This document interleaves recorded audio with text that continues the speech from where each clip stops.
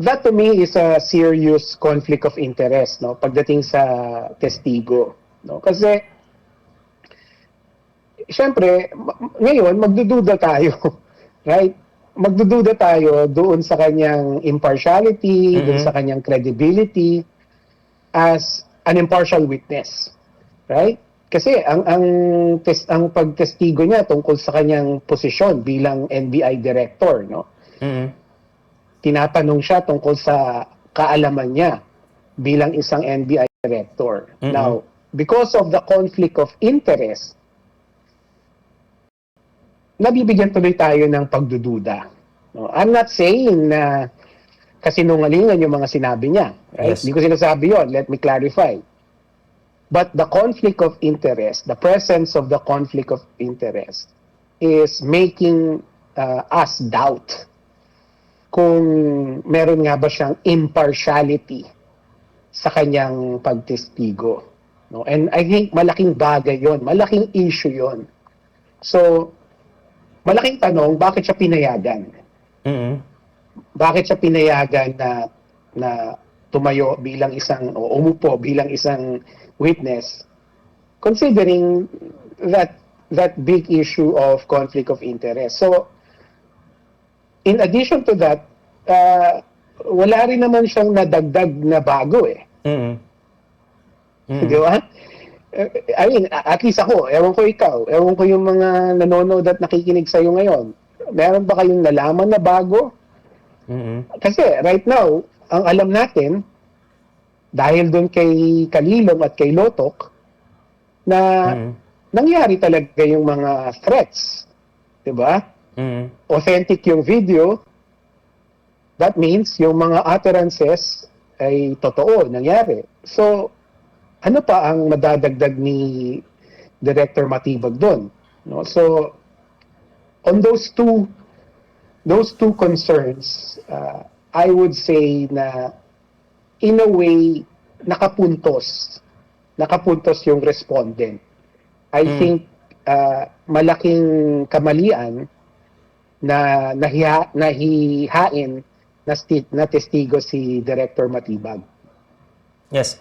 And attorney, isa po nga bagay pa po no, na meron po bang collaboration with the statement po ng kapatid po nito nga po nga si VP Sara, nito po si Baste Duterte doon mismo sa isa pong rally na isinagawa na which is binabanggit nga po doon sa naging presentation na nang nais lamang po ay ulo nito nga po nga si BBM. Of course, the imagination na naging pahay din po na gustong pugutan na bilang isang litigator na ito po ba ay may mga circumstances po na talagang meron pong mga plano or ano, what they call it, na kasi matatandaan po natin with Sambales teacher na itong si Ronel Mas ay nagbigay po ng pabuya kung sino makakapatay, magbibigay po ng 50 million pesos at agad po na aresto po ito. Pero the mismong pahayag po ng magkapatid and wala po nga pag-aresto, siguro can you enlighten us with that purposes po, attorney, lalo na po kung meron po ba talagang bakit ganun kapag may hirap, walang kaya, pag elected officials ay hindi po agad po nahuli. Freedom of expression, ito, death threat agad po. Paano po ba? Ano po yung batas po natin doon na attorney?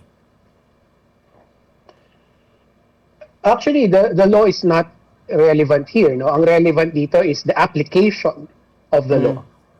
Right?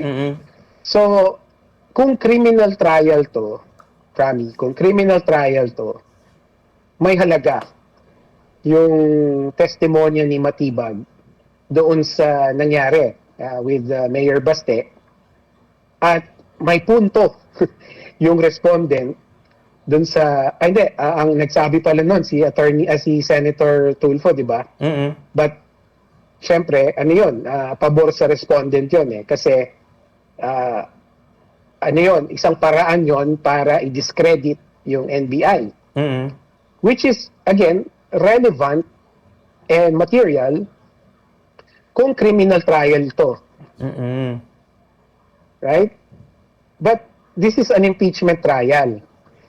Yung mga impormasyon na yun, they are not actually relevant and material, no? Kasi ang kailangan natin malaman at least dito sa Article 4, kung totoo na ginawa niya yon, ginawa ni Vice President Duterte yung mga pagbabanta na yon. Mm-mm. At kung betrayal of public trust ba yon at culpable violation of the Constitution. Alam na natin yung una. Meron ng ebidensya dun sa una.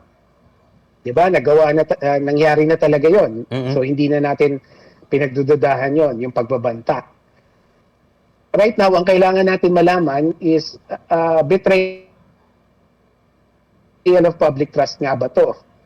Now, yung nangyari kahapon, I think, pinahapyawan ng testimonya ni Matibag that it could be considered as betrayal of public trust, pero hindi buo eh. Mm-mm. Kasi yung hinahanap natin is a legal conclusion. No?